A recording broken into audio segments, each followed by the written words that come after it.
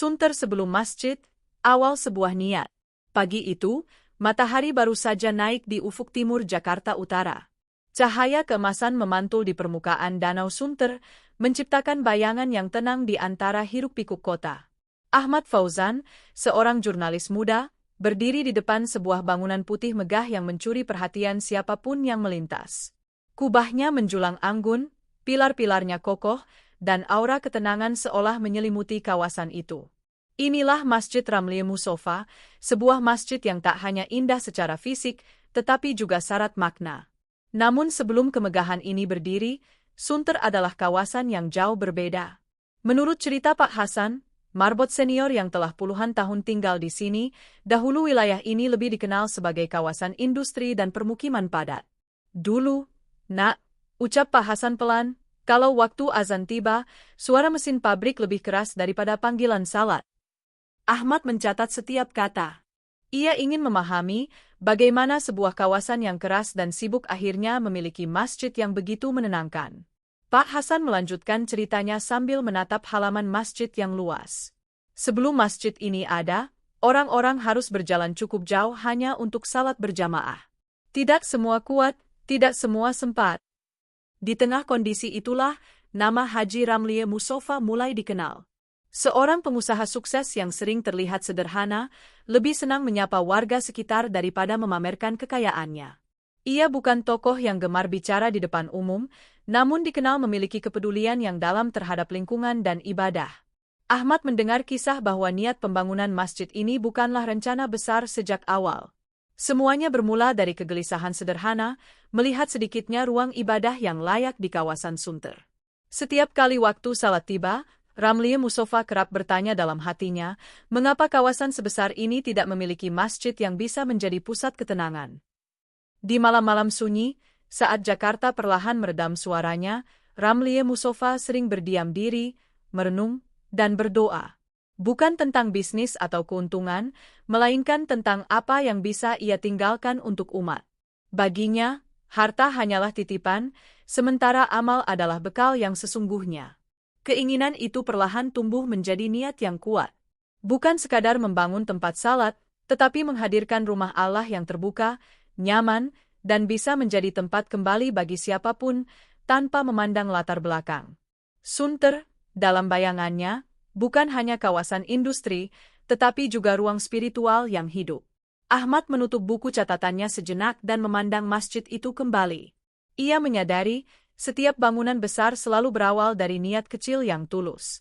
Dan di Sunter, niat itu telah menemukan jalannya. Narasi ini bukan hanya tentang sebuah masjid, tetapi tentang awal dari sebuah perjalanan panjang, perjalanan iman, keikhlasan, dan cinta yang kelak akan mengubah wajah Sunter selamanya. Ramli Musofa, perjalanan hidup dan panggilan hati. Angin pagi berembus lembut di halaman Masjid Ramli Musofa. Ahmad Fauzan melangkah perlahan menyusuri serambi masjid, seolah mencoba menyerap jejak kehidupan orang yang namanya kini diabadikan sebagai rumah ibadah megah ini. Di sudut halaman, Pak Hasan duduk di bangku kayu tua, menatap menara masjid dengan sorot mata penuh kenangan. Masjid ini bukan dibangun dari kekayaan semata, ujar Pak Hasan membuka cerita, tapi dari perjalanan hidup yang panjang. Nama Haji Ramli Musofa dikenal sebagai sosok pekerja keras. Ia berasal dari keluarga sederhana dan menjalani hidup dengan prinsip disiplin serta kejujuran. Sejak muda, Ramli terbiasa menghadapi kerasnya kehidupan kota Jakarta. Ia merintis usaha dari bawah, jatuh bangun menghadapi kegagalan, hingga akhirnya mencapai kesuksesan sebagai pengusaha. Namun di balik keberhasilannya, Ramli Musofa dikenal sebagai pribadi yang pendiam dan rendah hati. Ia jarang menonjolkan diri. Kesibukannya di dunia usaha tak pernah membuatnya lalai menjalankan ibadah. Bagi Ramli, kesuksesan bukan tentang seberapa tinggi ia berdiri, melainkan seberapa banyak ia bisa menunduk dalam sujud. Ahmad mendengarkan dengan saksama ketika Pak Hasan menceritakan kebiasaan Ramli yang sering datang ke kawasan Sunter tanpa pengawalan. Ia menyapa pedagang kecil, berbincang dengan warga, dan tak jarang duduk lama di musola kecil sekitar kawasan industri hanya untuk menunaikan salat berjamaah. Beliau sering bilang, lanjut Pak Hasan, hidup ini cuma singgah sebentar. Yang lama itu, pertanggungjawaban. Peristiwa paling berpengaruh dalam hidup Ramlie Musofa datang ketika ia kehilangan sosok yang sangat ia cintai, istrinya. Kepergian sang istri meninggalkan luka mendalam, namun juga membuka ruang perenungan yang sangat sunyi. Dalam masa duka itu, Ramlie banyak menghabiskan waktu untuk berdoa dan mencari makna hidup yang lebih dalam. Dari situlah muncul sebuah tekad. Ramlie ingin mempersembahkan sebuah amal jariah yang bukan hanya dikenang, tetapi juga memberi manfaat nyata bagi banyak orang.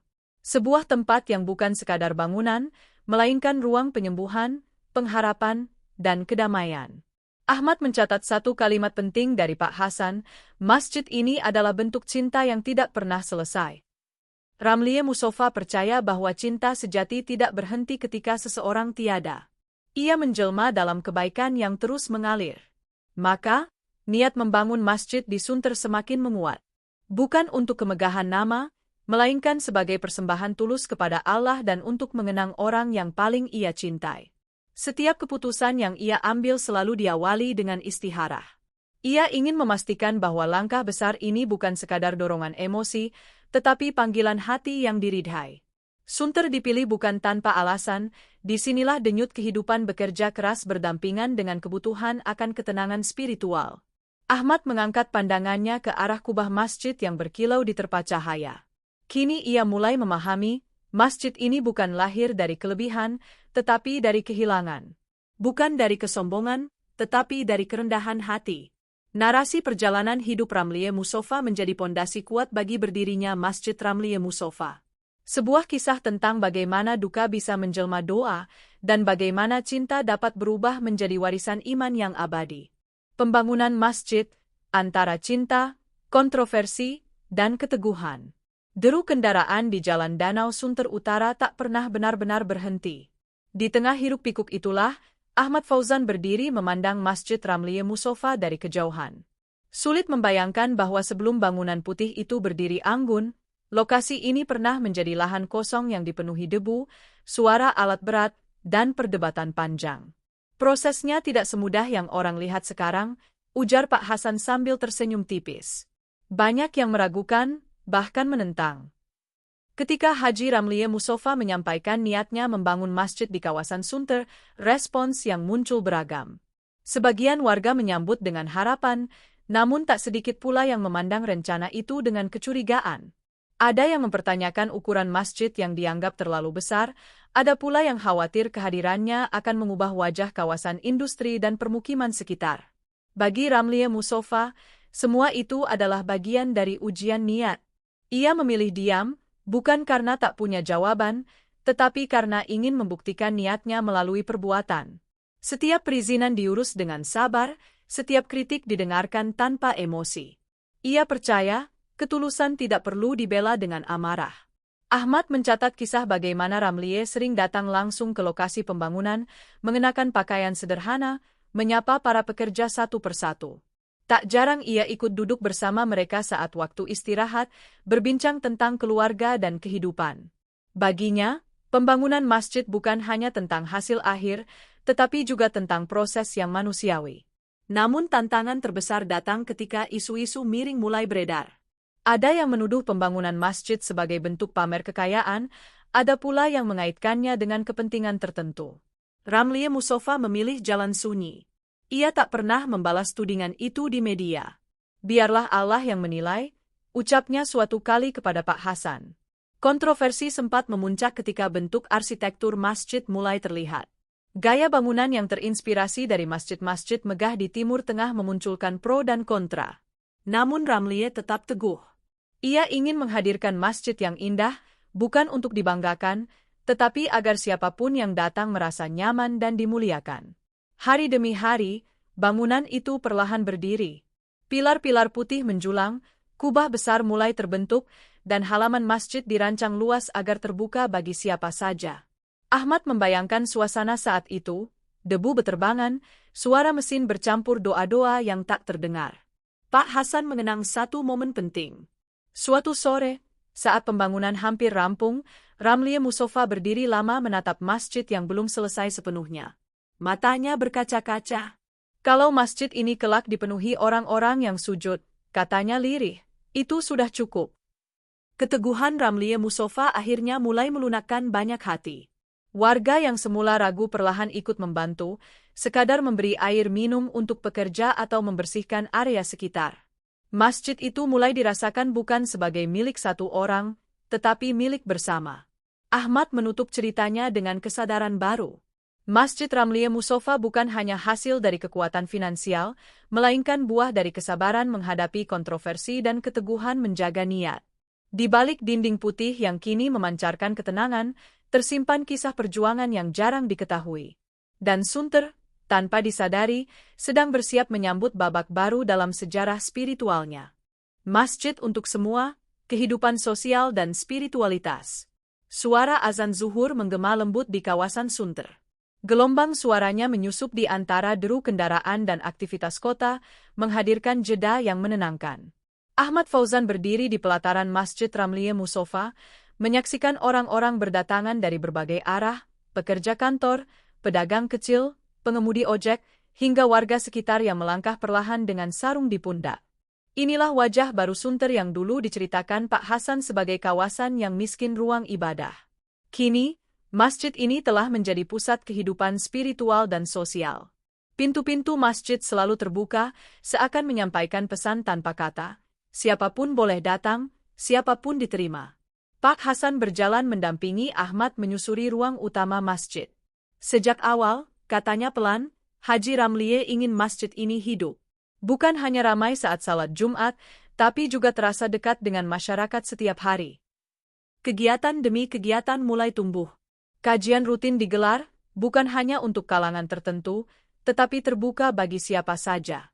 Anak-anak belajar mengaji di sore hari, sementara lansia duduk bersila mengikuti pengajian dengan wajah penuh ketenangan.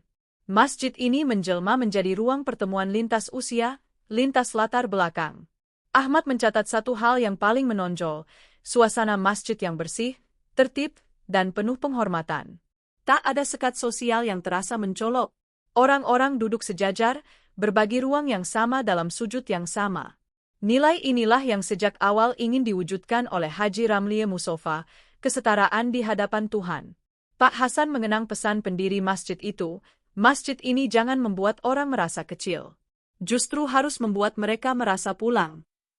Tak hanya sebagai tempat ibadah, Masjid Ramlie Musofa juga aktif dalam kegiatan sosial.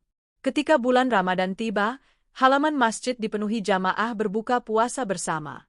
Makanan dibagikan tanpa bertanya siapa dan dari mana.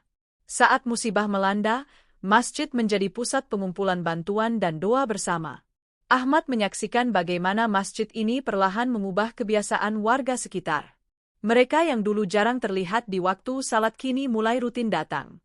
Anak-anak tumbuh dengan kenangan masjid sebagai tempat yang ramah, bukan menakutkan.